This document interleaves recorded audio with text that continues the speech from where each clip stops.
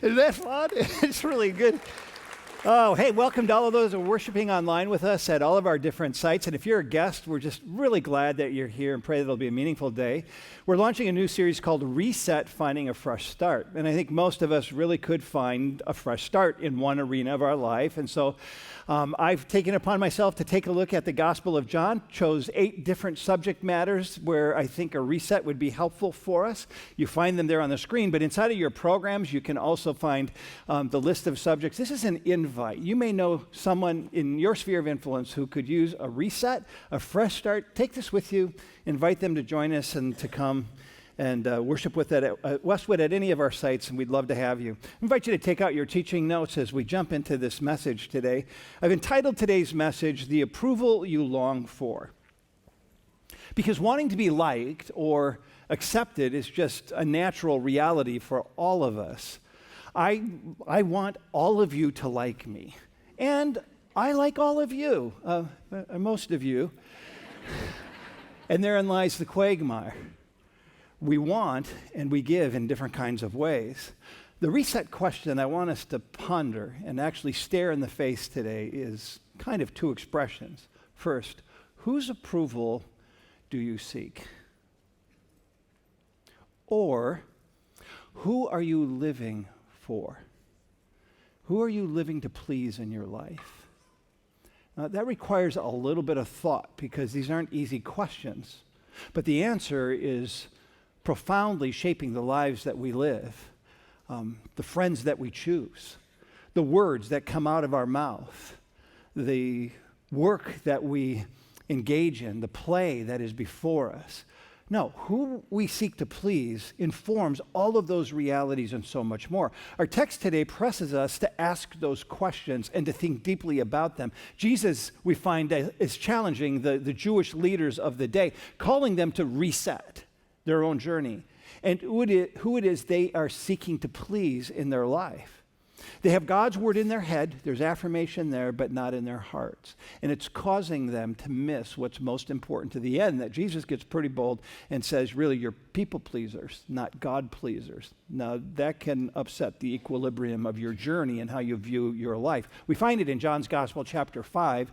And as I read it, just take in and say, what stands out to you when you hear these words from Jesus, who says, I do not accept praise from men, but I know you. I know that you do not have the love of God in your hearts. I have come in my Father's name, and you do not accept me. But if someone else comes in his own name, you will accept him. How can you believe if you accept praise from one another, yet make no effort to obtain the praise that comes from the only God? Wow, what a picture we have here. And a powerful insight into the reality of who Jesus is and how direct. I mean, he comes through the front door, doesn't he? He's saying, I seek to please my Father in all things. And everything that Jesus did, it was to please the Father. And he says, I've come by my Father's pleasure. I've come by my Father's name to give you the gift of life. And yet you don't welcome me, acknowledge me, or accept me. And yet somebody else comes who's got some influence, and they come in their own name, and you welcome them, and you accept them. That you're willing to please those who are going to give you something that you most want, and you reject what God wants to give to you and what you need most. That's the picture you have. And so the heart of my message simply is this. When you need to find a reset, to find a fresh start, start by becoming a God pleaser first versus a people pleaser. I want to put some weight into this a little bit. What is people pleasing? I worked overtime on this definition, you'll see. A people pleaser is a person who gives a lot of importance to pleasing others. Isn't that really profound? I read all these definitions and I think I'm going to give it my own shot, because isn't this people pleasing at the very core? It's just the essence of it. And what's wrong with that, after all? It's a good definition. And the Bible tells us to seek not only our own interests, but also the interests of others. It tells us to care and meet the needs of others. It tells us to be kind and to be considerate, to practice the golden rule. And so what's wrong with people pleasing? What line gets crossed that moves from a place of health to unhealth when it comes to people pleasing? I can say this much right off the bat. There's clearly a difference between people serving because we're called to serve the way Jesus did, and people-pleasing. So what is that line? That's a little harder to navigate, the perspective of the line. I think the line relates to our motives. Why we do the people-pleasing that we do. Why is it? What's the motive behind it? And that's not an easy thing to discern, but that's the line. And it's a picture. When our motive is more about what I get than what I give, or when my motive is more about pleasing and getting praise from others or approval from others rather than approval from God or acceptance from God, then I've crossed that line. Or if I find myself in a place of fearing the rejection of people but giving no regard to the displeasure of God, that's crossing the line. That's the picture that you have here. It's not an easy one. We cross this line again and again, and we become, as Jesus says, people pleasers rather than God pleasers. So how do you check your motives? If the line is your motive, how do you check it? And I'm going to be flat out honest, it's really hard to do. All of us struggle with people pleasing, and when is it good and healthy and right? And when have we crossed the line? And to check the motive requires that we ask ourselves the question, at least, and we go to God. God, is my motivation right and pure? If we could intentionally go to God with the question, it would help us navigate it, but it's not easy to start there, and yet that's the call. Let's just take a look here a little bit at the roots of people-pleasing, because I think the roots of people-pleasing go way deep into our very family of origins and how we're raised. When my parents were divorced and we moved, my mom took all 7 kids from Minneapolis. We just lived off of Lake Street in South Minneapolis. That's where we lived. And we went all the way to Sioux Falls, South Dakota. Can I tell you, there's a difference. It was a huge adjustment for me on so many fronts. And as I began to just soak in the reality that God, or my dad, isn't in this place, I had this growing fear, concern as a 10, 11-year-old boy that maybe mom would leave too. And something happened. I started to behave in a way that was reflective of the fear. And I found myself doing things that 10, 11-year-old boys generally don't do. I made my bed every day. I took out the garbage. I scrubbed the floor. I would clean windows. I just got almost compulsive, obsessive around being sure everything was comfortable. I'd even write her love letters from her son to her. I know all of you who are parents right now would go, I'd love to have you as my 11-year-old son right now, right? I was a good boy, but it was motivated out of this place of concern. And yet my mom, even in those days, had godlike qualities. There's nothing in my mom that would cause her to leave her children, nothing. She would be with us and she would love us always. She wasn't going to leave. And yet in my head, I had created scenarios that fed unhealthy people-pleasing practices. See, we learn as small children that pleasing others comes with a reward. And so if I get good grades, I get to come home and I get an attaboy, an attagirl, and it feels so good. I get motivated to try to perform more and get some of that feedback along the way. And then we take that very same practice at cause and effect behavior we'll carry into our adulthood. We start to think, well, if I work late, the boss will notice and perhaps I'll get a promotion or a raise along the way. And you can think of these scenarios in all kinds of ways. But at some point, this healthy desire to please people will give way to some unhealthy behavior and choices as well. We might even be tempted to do things that we know are wrong, but in order to please others, we'll go along with it. I think about the challenge that our teens have today.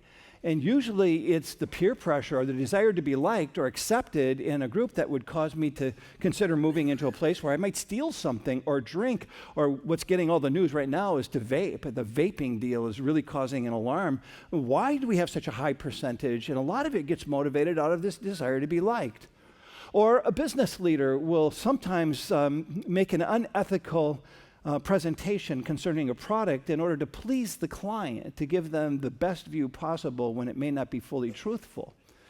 I spent quite a bit of energy in these last couple of weeks reading articles, far too many. I could do a 3-part series on the issue of social media and what's called the psychology of being liked in social media today. It's astonishing.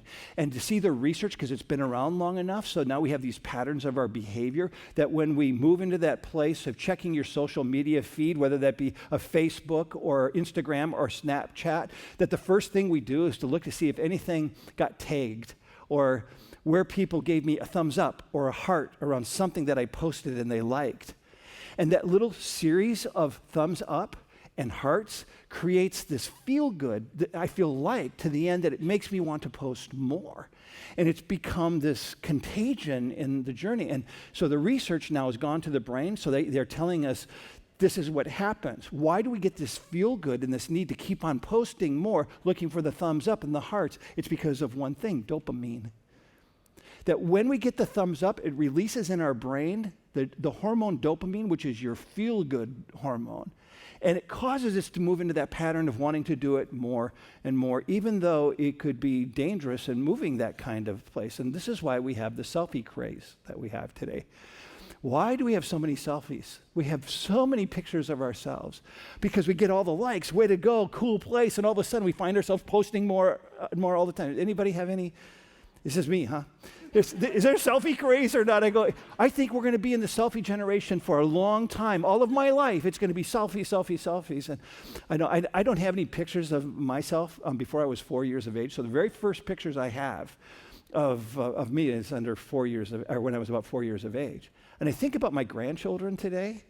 We've got an ocean of photos of our grandchildren already. We're drowning in our images of self. It's a wild thing, but they're with us.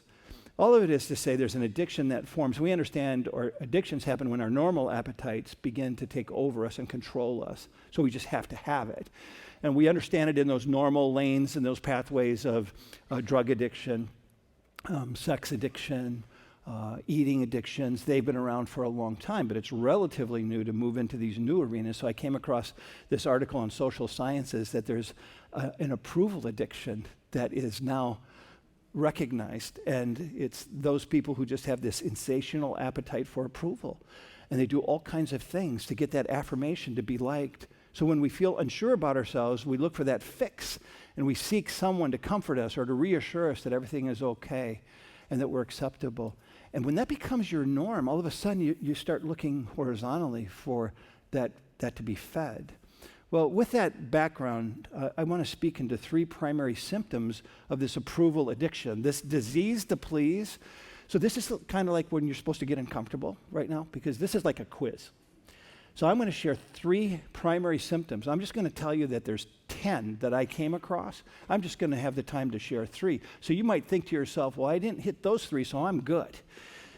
When in fact, you may not be so good. But it's likely if you struggle with the disease to please, one of these three, if not all three of them, will land on your table. Let's take a look at them. First of all, I take criticism personally. Now, who doesn't? It's hard to receive criticism. But people pleasers go to the great lengths in their choices and their behavior to be sure they don't get criticized for anything and to avoid having to deal with conflict because it's so difficult to do so. In fact, the term constructive criticism for the people pleaser is an oxymoron. How can it be constructive? Criticism is criticism. It's just hard to be teachable. It's hard to learn because we take it so personally. And I think we all know this. There's always going to be critics, and it's really hard. I mean, you can get, and I'm sure you've had this experience where you've done something or said something, and you've gotten 10 people who've just praised what you said or you did, and you got all these likes, and one person came and criticized it. And what do you remember most? The 1 or the 10? It is the 1. You feel the sting. So we all have that. That's a level playing field for most of us, at least, and a reality in our journey. But for the people pleaser, it's absolutely devastating. Just knocks them off their feet to get criticized. You know, it may be really hard to define truly what success looks like, but I can tell you the secret to failure. And the secret to failure is, you know this to be true as well, it's to try to please everyone. That will lead to failure because you simply can't please everyone. I came across this fable. I liked it. I thought it gave a really good picture of what our behavior tends to be. It's the fable of an old man, his little grandson, and a donkey. And they're going into town, and the little grandson is on the donkey, and the old man is walking beside the donkey. As they go into town, they hear a group of people who begin to criticize them, how terrible it is that the old man is walking while the little boy with the fresh young legs is riding. And so, well, they thought there was a rightness to that, so they changed places. And so the old man gets onto the donkey, and the little boy is walking alongside, and they come across another group down the road just a little bit further, and they just can't believe the shame it is that this little boy is walking, and that older guy who has a maturity of legs, who should be doing that walking, is taking place. So they take it to heart, and they go, well, okay. So they both walk alongside of the donkey. And they're making their way through the city. They come across another group of people, and they hear them over speaking, and they're saying, can you believe how foolish it is that a perfectly good donkey like that, and they're choosing to walk? Why are they choosing to walk? And so they take it seriously and take it to heart. So they both get on top of the donkey, and they start riding through the street, and then they come across another group of people who begin to complain and criticize them. Can you believe how cruel they are to that donkey? They put two bodies on top of that little donkey, and they thought, oh, there's a rightness to that criticism. So they both got off, and they decided to carry the donkey. And as they're crossing the bridge, the little boy loses his grip, and the donkey falls off the side of the bridge into the river and drowns. Isn't that sad? It's a sad fable, isn't it? Why am I telling this? Because there's a point to be made. You can't please everyone.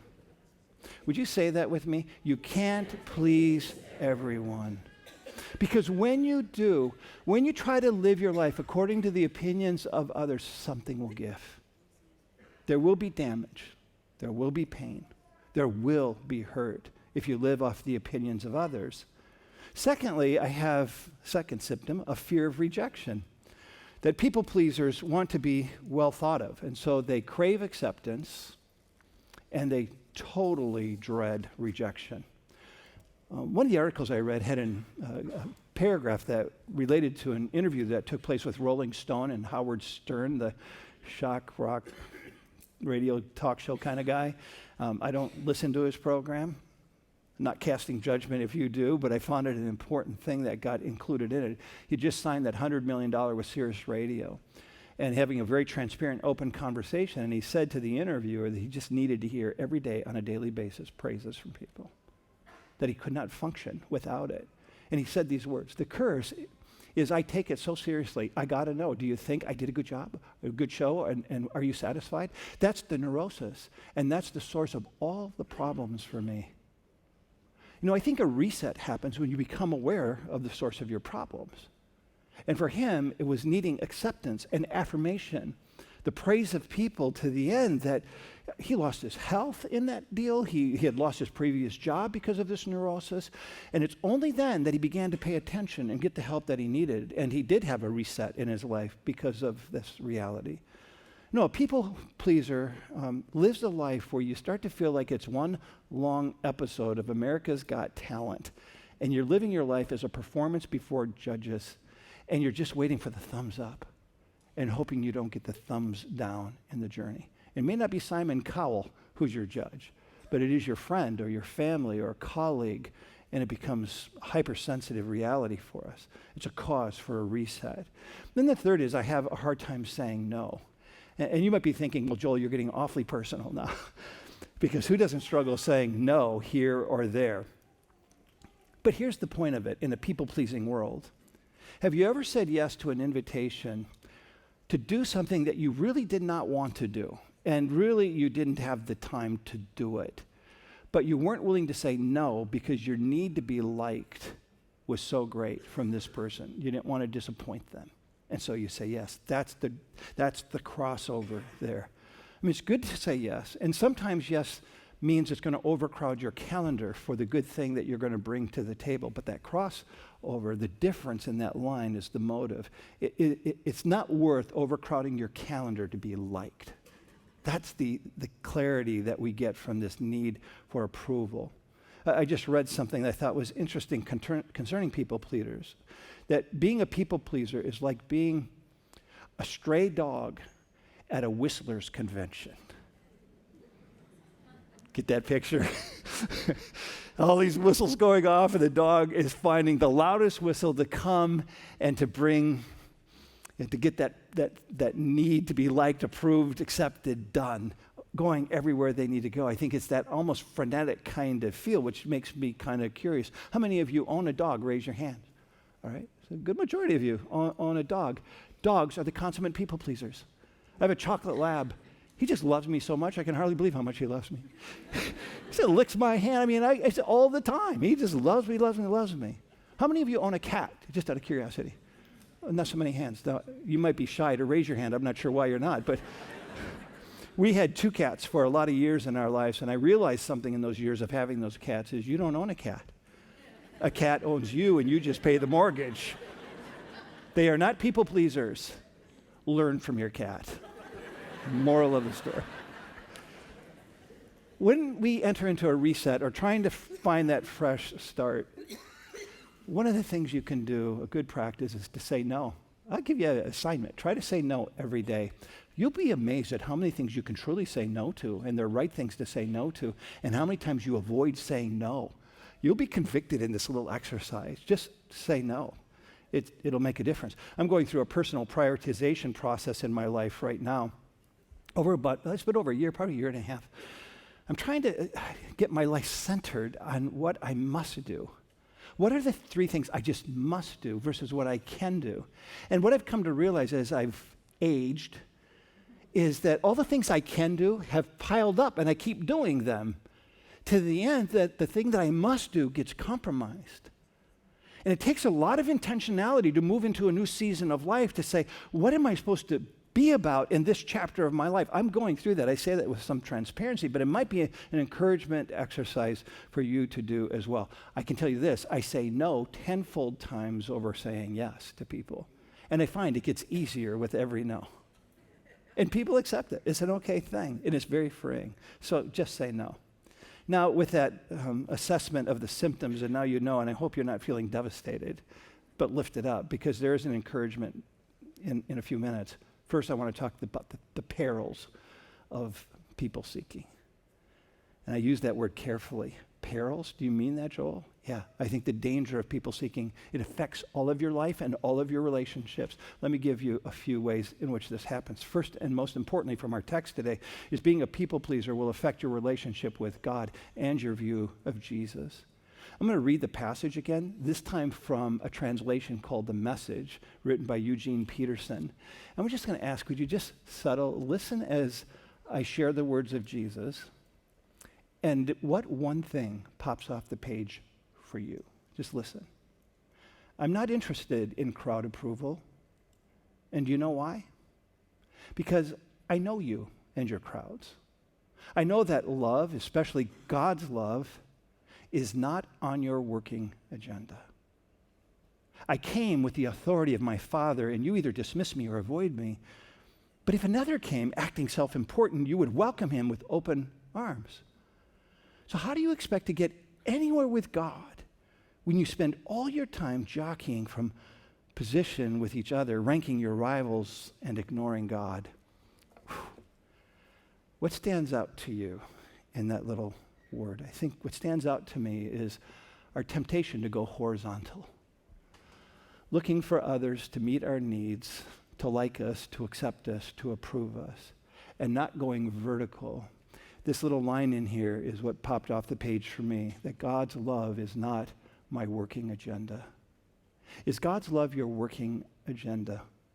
Or, as Jesus says, do I dismiss God and ignore God? Do I lose sight of God's massive love for me revealed in Jesus Christ? I miss his presence and his provision.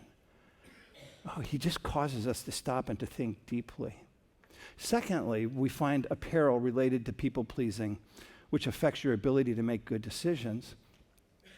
Every parent knows how hard it is to get to that point when your children get into 10, 11, 12, 13, 14, and they get a request to go do something, a sleepover or a movie or something with somebody else, and everything in you says, no, I don't think this is in your best interest. And then you say no, and it creates deep disappointment, and you feel their disappointment, and sometimes great drama, and you have to live through the drama. But what you find is that there are people pleasers, those who simply are in that given place where They will compromise their own good judgment because they want to keep their children happy, and therefore you kind of hope for the best and send them off when your gut says, don't do that. Or you just don't want to deal with the drama that's going to come with your no. It's so easy to just compromise. You know the axiom, I hope you do. If you don't, it's worth putting into your head that a hard right is always better than an easy wrong. A hard right is difficult. The easy wrong happens because usually it's concerned about the opinions of others and what they're going to think of me when I say no, not now, later, whatever the case might be. Samuel heard from Saul, the first king of Israel, who was confessing to him, I violated the Lord's command. I was afraid of the people, and so I gave in to them. I did what they wanted me to do, is what he's saying. The other thing I want to give us a picture to this parable is being a people pleaser will wear you out. Just enough to say that. I don't think I have to say a whole lot more, but when you're always looking for that affirmation, you can always seeking feedback. Oh, I'll redo what I've done here if you're not satisfied with it. Always looking for acceptance and people to like you. It's exhausting, not just to you, but to the people whom you're looking for that affirmation. If you're married and always seeking affirmation from your spouse and you're never satisfied, it's exhausting to the spouse or to a friend as well. And so we get worn out. It drains the life out of the best of relationships. So how do we reset this desire for human approval? I'm going to just stay true to the passage here because I think it speaks the most profound truth related to a reset in your life. First of all, seek God's approval instead of people's applause. This alone will ignite a fresh start. This alone will give you a perspective of how to enter into relationships in a way that's healthy. Jesus made this clear. Paul aligned with Jesus. In fact, Paul was loved by so many people, but he was hated as well. And he had to come to terms with that. He wrote eloquently about it in Galatians 1:10 when he says, am I now trying to win the approval of human beings or of God? Or am I trying to please people? If I were still trying to please people, so he's confessing, that's what I used to do, I would not be a servant of Christ. And what he's saying so simply is we don't have the emotional energy to have two masters. There is going to be a priority, first place of our energy. Is it going to be this way to God, or is it going to be this way horizontally to each other? That's what he asks us to come to terms with. And it's only as we get satisfied in God does that craving for approval that dissipate and get broken along the way. And then secondly, live as if the opinion that matters most is God's. Oh, there's so many different opinions. You become mindful you think about your daily encounters with people and you're thinking in the subconscious of your mind, what do you think about me or what I just said? Do you like me? Do you accept me? Do you approve of me? You can always hear the monkeys in your head talking and chirping and you just say, I'll be quiet. Because the need is so deep in us. We find these differing opinions. And whether you're just living your everyday, going to school, whatever it might be, or you're leading a company or teaching a class or leading a church, and I'll be vulnerable on this end. Leading this church is one of the greatest privileges I've ever had in my life's journey. So this church is so loving, which is astonishing when you think of the diversity of our backgrounds. Half of our church come from a Catholic background, 20% from a Lutheran. And then there's Presbyterians and Methodists and Pentecostal and Baptist. And then those who have any orientation at all to faith background. And then you put the political spectrum of what Westwood is. We have people who are liberal among liberals. And we have people who are conservative among conservatives and everything in between. You know how I know that? Depending on what I'm preaching on, I hear from all of you. You know what astonishes me is we have unity still. We don't always have full agreement, but when you think 500 years ago, we were killing each other. Now we're singing Kumbaya. I say it's a good day. We've come a long way, and I'm really grateful for that. Your opinions matter, but what do I do when I have to make the hard decisions? Whose opinion do I listen to? It's hard. It gets so confusing to me sometimes. So I just want to tell you, I will always, always, always go this way first. This is the view of my life, not just for leadership at Westwood, but my life at home. I have to go this way first. I'm accountable here. Someday I will see Jesus face to face. And if I feel right in the presence of Jesus, doesn't mean I'm always going to make right decisions here, but I've gone there. I've sought the accountability of the Spirit. I believe he helps us navigate being together in a unity. So I love all the opinions. I think it makes us richer, better together. And yet this is what matters most. And I encourage you to follow that same practice, because we just have to come to terms with the power of people pleasing. So let me close with just two final truths that are so important for us to take a hold of. First of all, not everyone will love me. Say it like you mean it. Not everyone will love me. That was a little better than the 2 previous hours. Say it again. Not everyone will love me. Boy, put that in your head, because even God can't please everyone. There's some perspective for you. There are always people who are unhappy with God. There are people who say, God, you caused this pain. You could have removed and not allowed this pain and suffering to happen in my life. So we are unhappy with God over that. We think sometimes that he's indifferent, or we think sometimes that he doesn't answer prayer. When he does answer prayer, it's not how we expected him to answer prayer. We're unhappy with the way that he answered prayer. So we're unhappy with God. So if God can't please everybody, why in the world do you think you can? It's not happening. No. Not everyone will love me. Say it again. Not everyone will love me. You feel like you just went to a therapy session? Sister, the last one, and we're going to close our time together, is those who do love me will never love me the way I crave to be loved. I want you to sit on that. The love between people is a beautiful thing. I love being with you. I love my wife so much. I love my children and my grandchildren, my dear friends that I have I just love them so much. But it's an imperfect love. There's always moments of disappointment, discouragement. It's part of love in our human capacity. We do all we can. We long for unending praise and acceptance and affirmation, and no person can feed that insatiable appetite but one, and that is God revealed in love by Jesus, who has come to be with us and for us. That's the picture. So I encourage you to stare this question in the face. Whose approval do I seek? Who am I living to please? With the encouragement to be a God pleaser first. Hebrews 11:6 says, without faith, it is impossible to please God. The positive side is, with faith, it is possible to please God, to know what he wants for your life, to live in the rhythm of his direction. So welcome him and accept him. And he will give you a reset and a fresh start. It is unlike what anybody else can give to you. I think we're called to follow the way of Jesus, who wanted to do what the Father wanted him to be about. He wanted to please the Father, no matter the consequences. And we know what happened to him. There was great suffering. But there was total joy knowing that he was aligned this way.